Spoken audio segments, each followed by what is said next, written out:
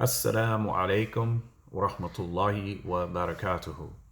I wanted to touch on a topic really quick that is actually gaining momentum within the Muslim community.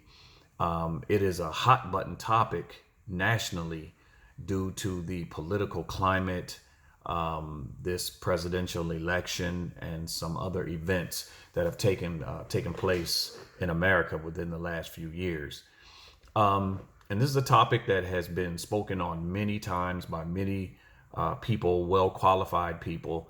And it is an issue that needs to constantly be revisited because it doesn't seem to ever go away. And until it does go away, we should continue to address it and continue to pound the hammer on it and continue to educate people and bring to light this important issue. And, the issue is racism. Now, this issue has been attacked from many different angles. So I'm going to come at it from an angle that I believe really hasn't been focused on or addressed much. So I'll go ahead and get started. All of us are products of our environment. We grow up, our parents teach us morals and values, our siblings, teach us morals and values. We learn what's safe, what is not safe. We learn not just through words, but we also learn through the actions of people. Children, they watch and they listen to what you say and they watch what you actually do. So many people, their racial understandings are developed first and foremost as children coming up within their families. If they happen to have family members who are overtly racist, then obviously they would pick up that overt approach. If they are low-key racist or even subconsciously racist, and don't know maybe that they are racist, but they still push and promote racism by way of action, by way of subtle speech, then the children also pick that up and that becomes a part of who they are. There is a process of reprogramming that has to be done in order to take that information out or make that information not accessible. So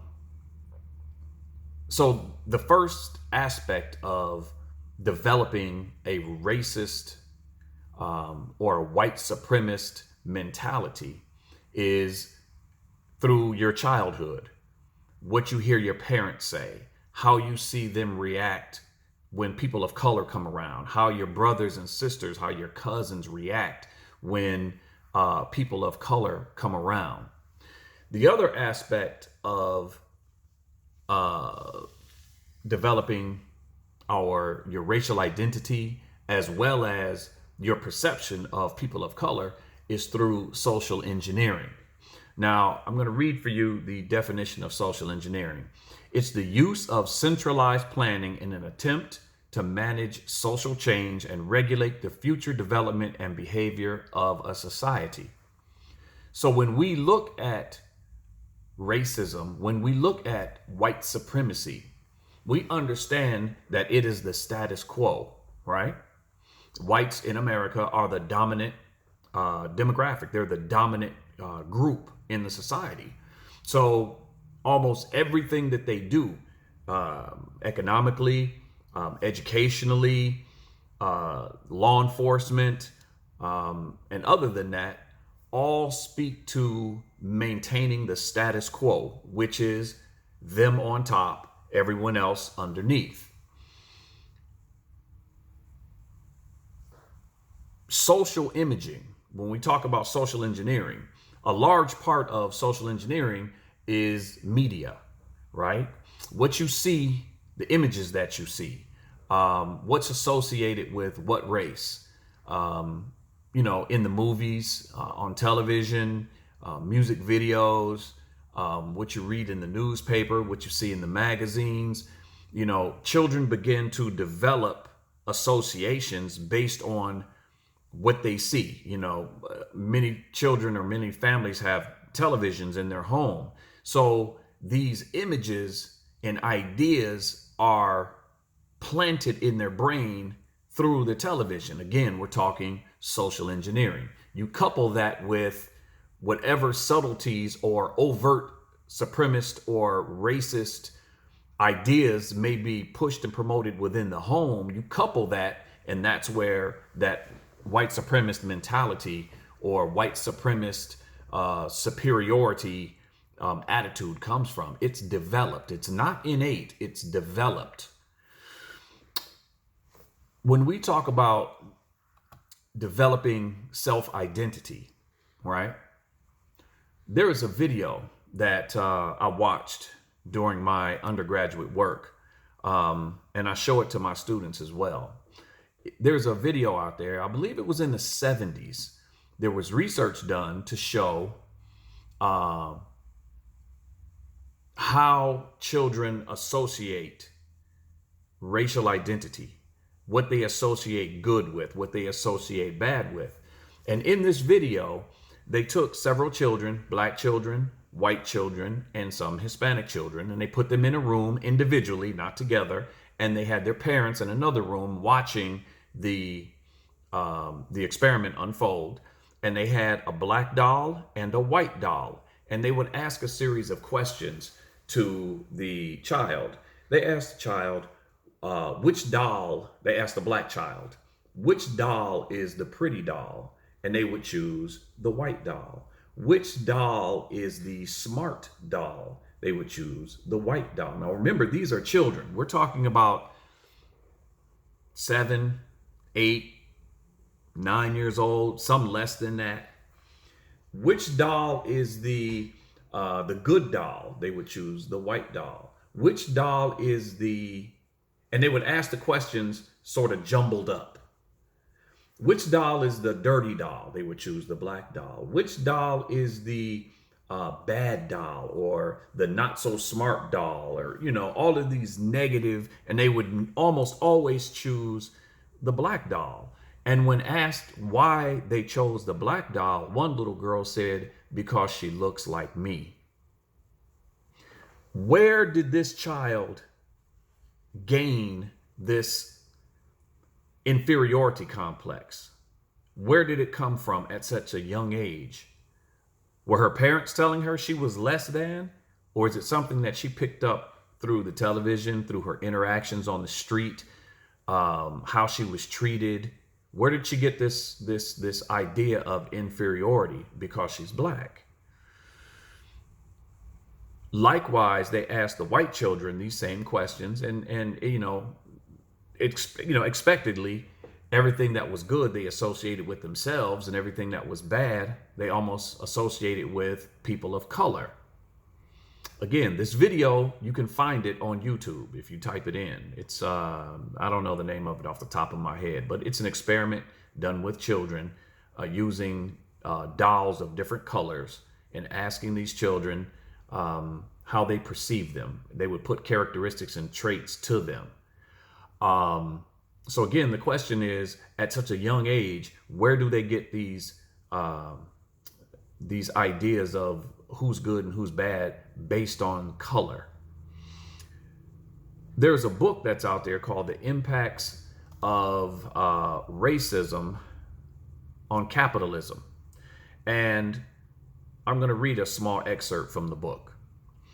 There has been extensive background work done on the historical origins and intent of the white-black racial distinction in the past decade. What has emerged is clear evidence that race as we know it today was not somehow an innately given phenomenon. It is and has been a construct, originally conceived and advanced in the 17th century American colonial planter class to address the major problems of that period, namely intermarriage, uprisings, and rebellions by groups of European indentured servants and Africans who labored and were exploited together. Common work and common law regard or common low regard for colonial planters and employers meant that African slaves and European indentured servants had much in common. Laws were passed, however, intentionally to lower the status of Africans and raise the status of the European poor. The term white and later American was used to designate European unity across class and nationality as opposed to others. For example, Indians and blacks. So we see that value given to skin color was used as a tactic to split the actual power of groups that actually had more in common than they had apart.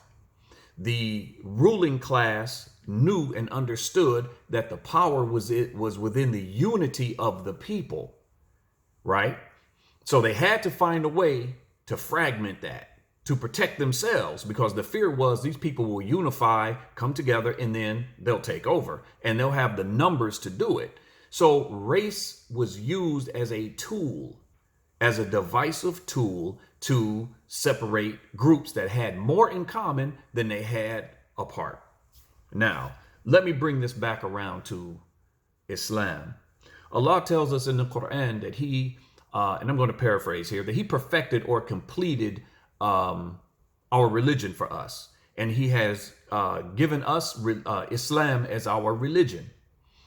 Islam is perfect, no doubt. People are not perfect.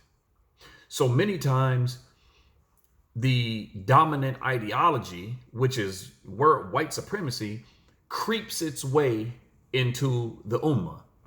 There is this misunderstanding that at the point that a person takes the shahadatain, that all of a sudden they become pure of heart.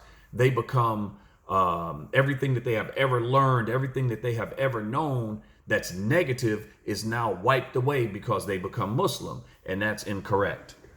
When you take your shahada and you become Muslim, you now have the key, the miftah, to enter into purity, to enter into becoming closer with your creator, purifying your heart and becoming a better person. Islam, the religion, there is no racism. There is no racism. Racism and superiority, ideas of superiority based on skin color, based on tribe, based on nationality, these are totally unpermissible, not permissible within the religion. But people are imperfect. And because of that, we have racism within the ummah.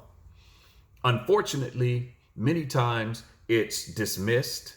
It's when the topic comes up, it is dismissed as nationalism, asabiya, ta'assub. It's not given focus because of the claim that there is no racism within Islam, failing to recognize that it is no doubt a part of the ummah.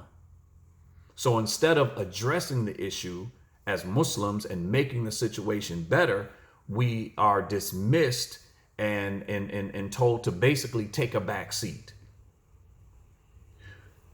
With our white brothers who are in a da'wah position, they are du'at, they are callers to Islam. Many times when you bring this issue to them, they dismiss it. Right? Now, if you remember earlier, I said there's that subconscious, that unconscious information that will creep into the front of the brain and make itself known. But the person who is speaking, or the person who is having this information creep to the front, they may be oblivious to what they're saying actually being racist or being white supremacist, or being supportive by way of being dismissive of claims of racism or claims of discrimination by people of color. You know, as African-American Muslims, I'm sure many of us have heard stories of brothers who were denied marriage because of their skin color. You can't marry my daughter, you're black. When I travel, and I've traveled quite extensively to different countries, I was in Singapore and I was asked these questions numerous times. Do I play basketball? Can I rap? Have I ever been to prison or jail? Where do these ideas come from? These ideas come from what they see in the media that's being pushed and promoted out of America in reference to black people. The image of inferiority, the image of being innately criminal are what is being taught about us. Obviously, this is incorrect. But this is what we have to deal with. And we have to understand that this is a reality. We can't stand behind, there is no racism in Islam, and not address these issues, because these issues affect the Muslims. The claim is that Islam is the true and proper religion. 100% it is. Well, we have to live that and not just talk. We have to live that. I think that our white brothers need to do less talking and more listening, and understand that there is a pain, there is a history that lives within people of color who have dealt with systemic and institutional oppression since the moment they set foot in this country.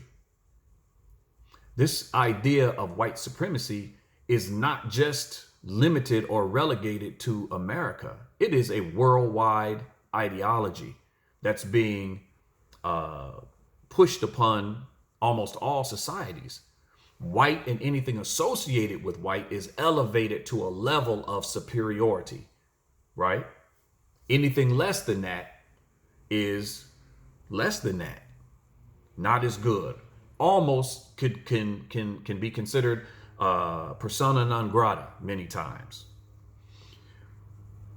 When I was in school, I had to do an interview. I had a project that I had to do. And in this project, I interviewed foreigners. And I had a conversation with one Arab brother.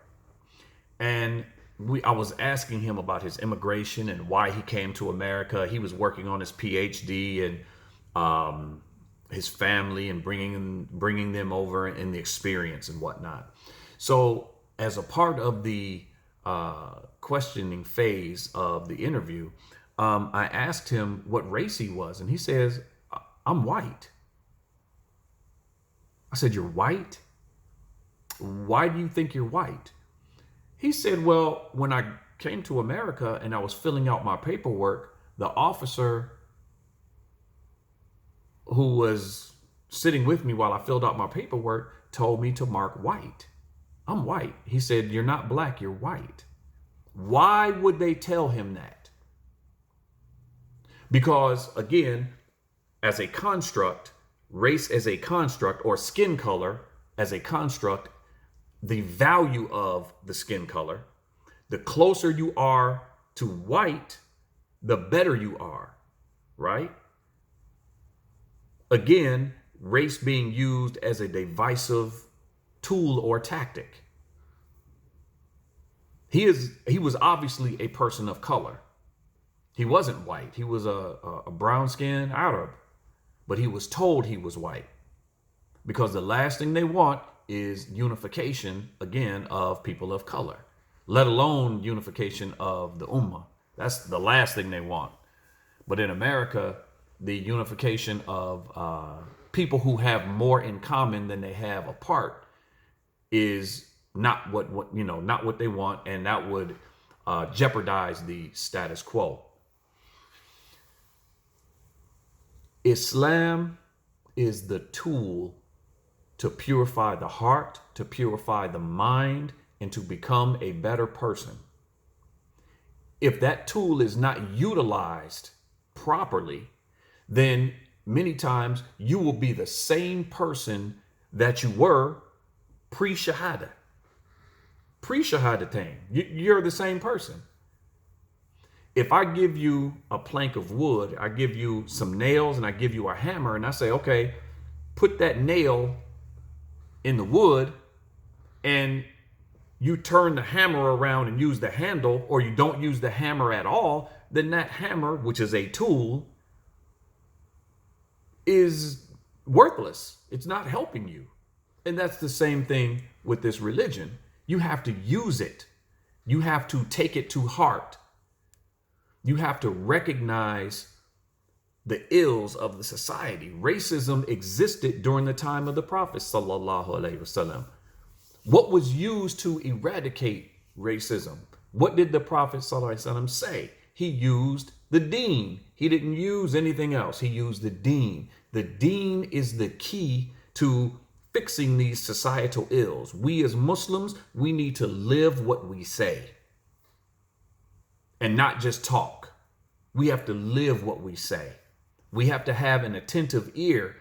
You know, when women talk about their issues, we have to listen. When the sisters talk about their issues, we have to listen. When the Palestinians, when they talk about their issues, we have to listen. When the Rohingya Muslims talk about their issues, we have to listen. When the African Americans talk about their issues, it needs to be heard. And it needs to be given the same energy that the Rohingya Muslims and the Palestinian Muslims and the Kashmiri people and all of those issues that are outside of us. We need to give them all equal focus. But it seems like the African American experience doesn't get that same focus. And when that issue is brought up, then it's relegated or pushed to the side as nationalism, black nationalism. You're calling to tribalism or race, or that has nothing to do with it. That has zero to do with it. But that's a tactic used to dismiss the actual problem and not address it.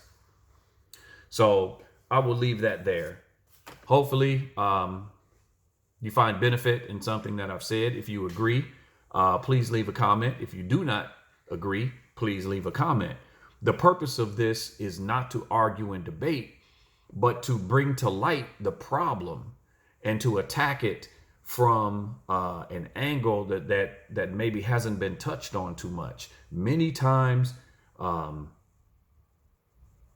there is a unconscious or subconscious, that information that we've picked up growing up as we developed that we may not know is a part of us. Now, real quick before I end, this works both ways. And I think I might have already said this before, but I'm going to say it again. People of color who see constant and consistent negative images of themselves will then take upon themselves a sense of inferiority. They will take upon themselves a nihilistic approach to their life. Likewise, whites who consistently see themselves as superior, they see themselves as good, they see themselves as, better than others,